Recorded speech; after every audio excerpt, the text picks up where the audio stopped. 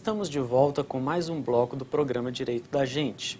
Hoje estamos tratando das questões jurídicas envolvendo a Lei Complementar número 100.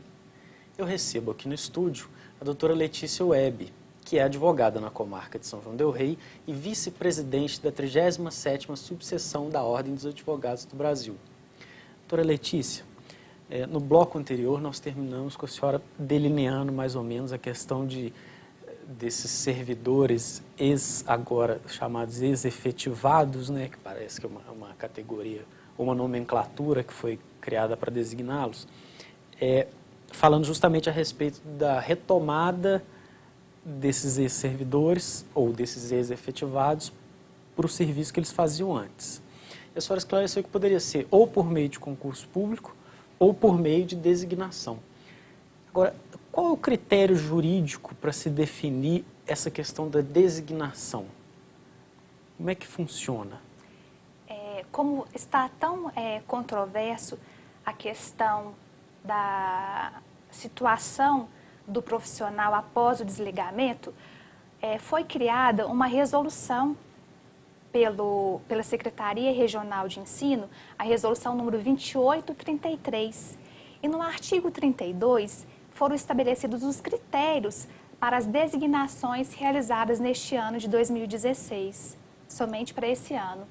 E o critério abordado, o primeiro deles, qual seria para poder ter a ordem de prioridade, o servidor ou o ex-efetivado, no caso, teria que ser aprovado no último concurso público realizado, que foi em 2014. Já o segundo critério de designação seria o fato desses ex-efetivados estarem na lista de habilitados no ano anterior, que seria, no caso, o ano de 2014 e 2015. Então, foram dois critérios adotados e essa resolução, número 2836, foi justamente criada para poder evitar maiores prejuízos, né, aos servidores abrangidos por essa Lei 100. Perfeito. Doutora Letícia, nós temos aqui a participação das doutoras Michele e Sabrina, que carinhosamente estão nos assistindo, mandar um abraço para as nossas distintas colegas. Muito obrigada, doutoras. Me pediram para registrar aqui a competência e o brilhantismo da senhora em responder as perguntas e estar participando do nosso programa. Então, fica dado o recado. Eu só tenho a agradecer às doutoras, como sempre, tão carinhosas e tão gentis. Muito obrigada, doutora Sabrina e doutora Michele. Obrigada. Bom, doutora Letícia, o senhor Antônio, lá da colônia, obrigado, senhor Antônio, pela sua participação.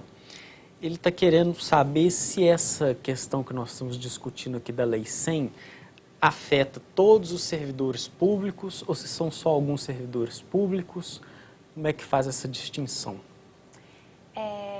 Boa noite, senhor Antônio. O que acontece? A Lei 100 só abrange os profissionais que fazem parte a partir do ano de 2007, que foram aqueles efetivados.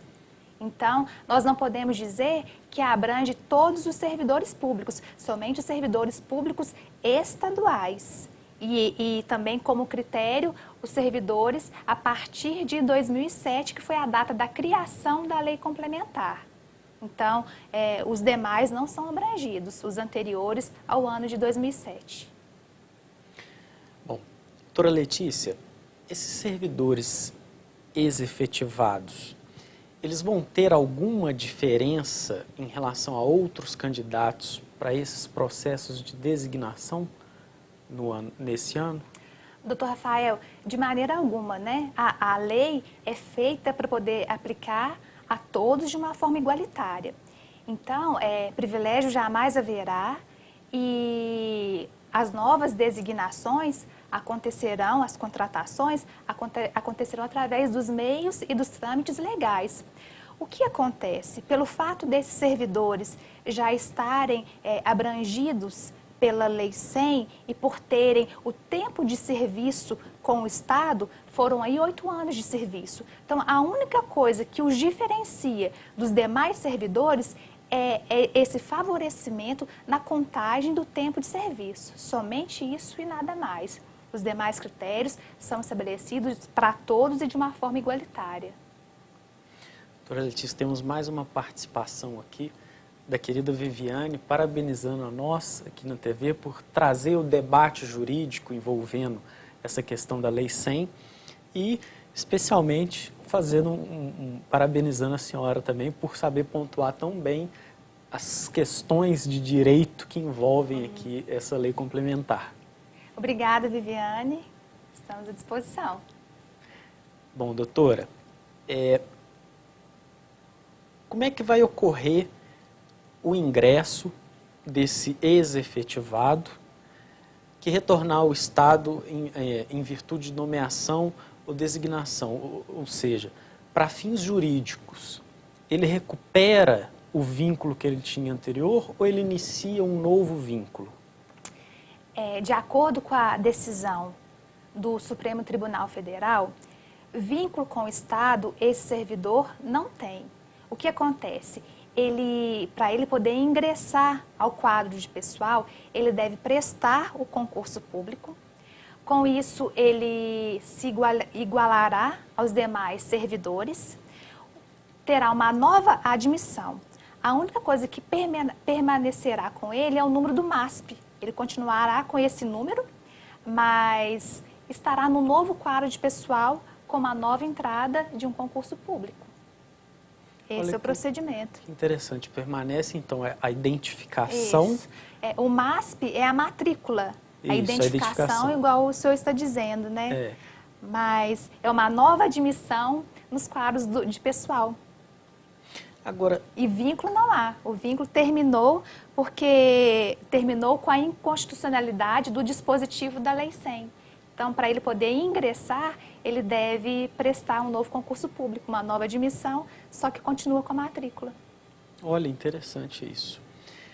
Agora, doutora, nós estamos falando aqui dessa questão de ter havido essa desvinculação e dos ex-efetivados estarem agora nessa tentativa de ou um concurso público ou uma designação.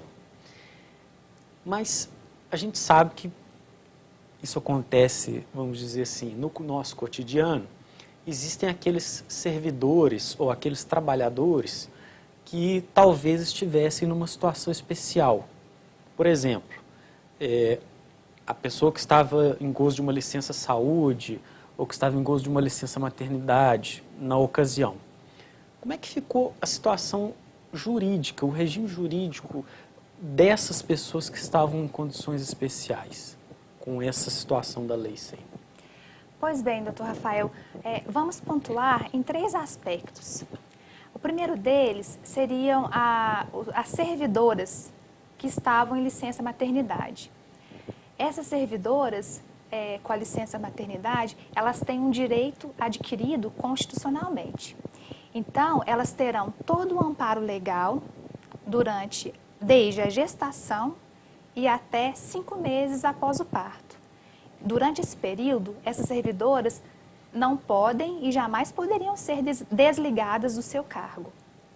Então, elas permanecem mantendo o vínculo até o término desse prazo. A segunda questão que nós temos que levantar são as pessoas que estavam em licença saúde, que no caso são aquelas que nós chamamos perante a lei de ajustamento funcional. Essas pessoas têm uma particularidade porque os cargos delas ficaram vagos de acordo com a decisão estabelecida pelo Supremo Tribunal Federal.